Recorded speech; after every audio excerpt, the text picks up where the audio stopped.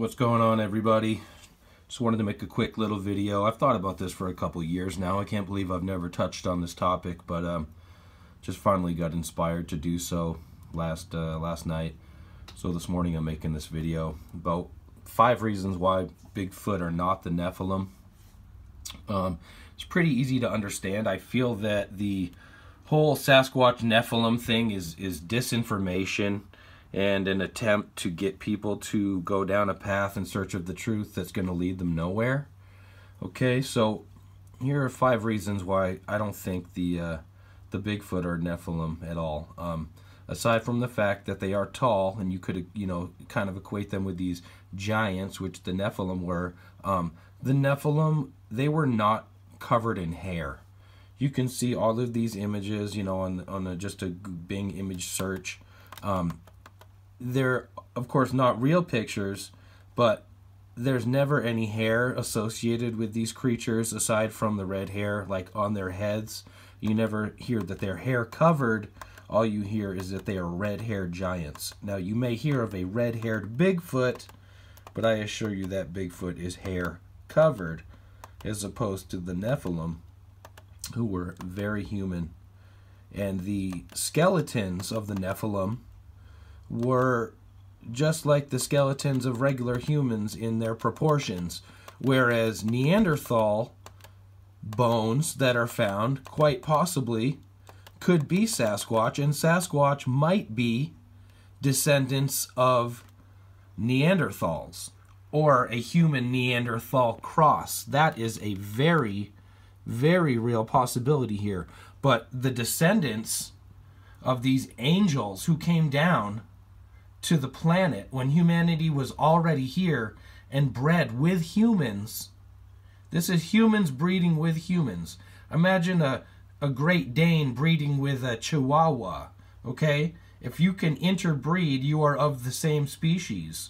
Now, furthermore, they say that humans and Bigfoot can successfully have offspring. So there's another thing to throw in the mix about Bigfoot's possibly being part human Neanderthal hybrids, etc. So aside from the hair issue, Bigfoot also are never reported with double rows of teeth and 6 fingers and toes. In the Miller document, the gentleman states that the teeth looked as though they had been used to chew on extremely hard things, and that they may have, I think he says they broke and they reformed, or it was confusing because it might have appeared as though it was a double row, but it was actually the result of the tooth being broken. I haven't read that document for a couple years, and I'd have to go update my knowledge on the subject. But so there's the number 2 with the 6 fingers and 6 toes. You don't get reports of that with the Sasquatch either. Now, also, the Nephilim, they mummified their dead. They buried their dead in mounds. They did different things depending on what part of the country that they were living in. In the West, out in Utah, I personally have an upload on my channel of a gentleman who goes out looking for these Nephilim giants and these skeletons, and he finds these spiral carved caverns going down 15 or 20 feet or more, buried into the sandstone of the desert red rock. So that leads into the next aspect, that these beings had technology, possibly technology left over from the Atlantean times. As it states in the Bible, the flood was for the purpose of removing the Nephilim from the planet and all the destruction that they did, but it says that they remained before and after the times of the Great Flood. So the flood didn't take them all out.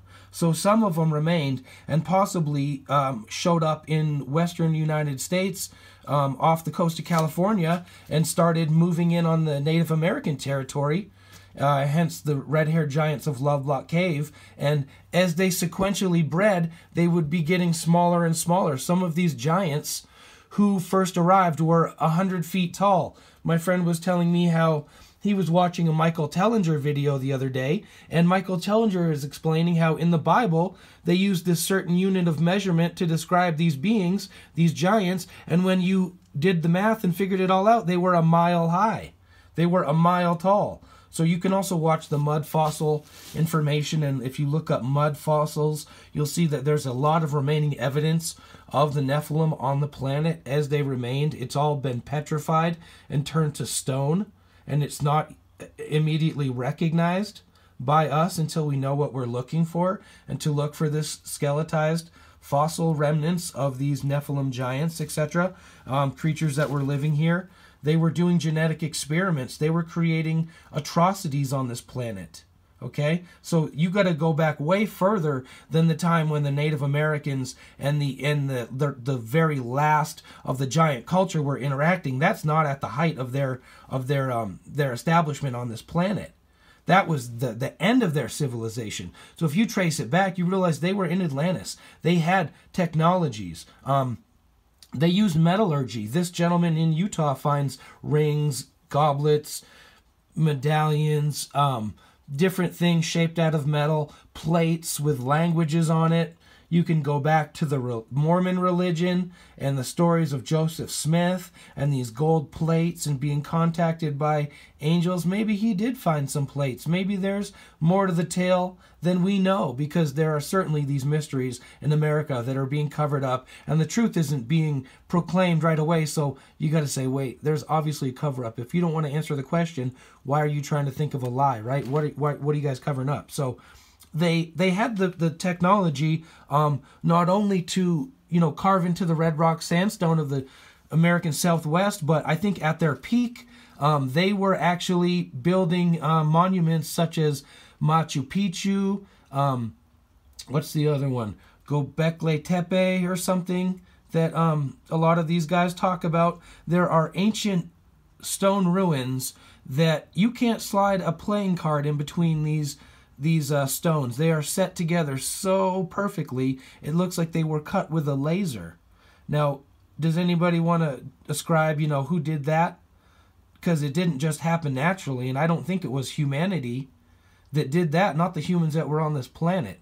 So that goes back to the Nephilim. Now, Bigfoot, they don't have that technology. The Bigfoot, as far as we know, they don't mummify their dead. Okay? They don't use metallurgy. They're not digging up metal and melting metal. They also don't have any large societies.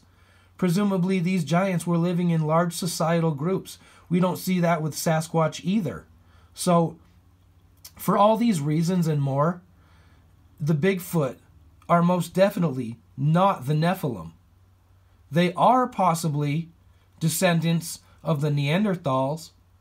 They are possibly half human, half who knows what creature. But they are not the Nephilim. Now, look at the giant that the U.S. military supposedly killed in Kandahar, Afghanistan there. Let's see. So that thing had red hair. They never said it was covered in hair.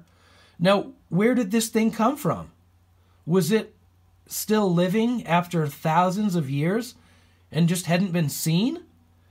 I suppose it's possible, but I think that these giants are actually in like suspended animation, in like a homeostasis. There are reports of Native Americans in the Four Corners region of the United States telling this guy who digs up these mummies out in Utah that there are these sarcophaguses with crystal lids with these creatures in them, and they still have their hair and their skin, and they are fully intact. They're not mummified. They're large creatures in a state of stasis, in a state of homeostasis. Pardon me if I'm not using the right terminology, but they are alive, and yet they are asleep in like a coma-like state. So these reports you need to take seriously. It's prophesied, I think, by John that these creatures are going to come out of the earth in the end times, and they're going to have bodies like horses and scorpions. I hadn't looked that up for a while. I was trying to look it up last night. I went to bed. I just got up this morning and made this video without doing any further research, just having it fresh on my brain. But there are presumably these things still living. You know, it talks about Jesus casting them into the abyss. Take it for what you will, but I do not believe the Bigfoot are Nephilim. The Bigfoot are hair covered, and the Nephilim were not. And there's many other things that would lead us to believe that the Bigfoot are definitely not the Nephilim. So when Scott Carpenter comes out and claims that these things are the Nephilim, I really need to know why. Because there are so many people confused by religion and caught up with the lies that are told within the religion and don't look beyond, and they just accept the shortcomings. So I don't think it's the truth. I don't think the Bigfoot are the Nephilim.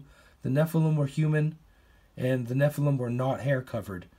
Like I said, the Bigfoot might be a cross between humans and Neanderthal, but they are not, I repeat, are not the Nephilim. Bigfoot are not the Nephilim.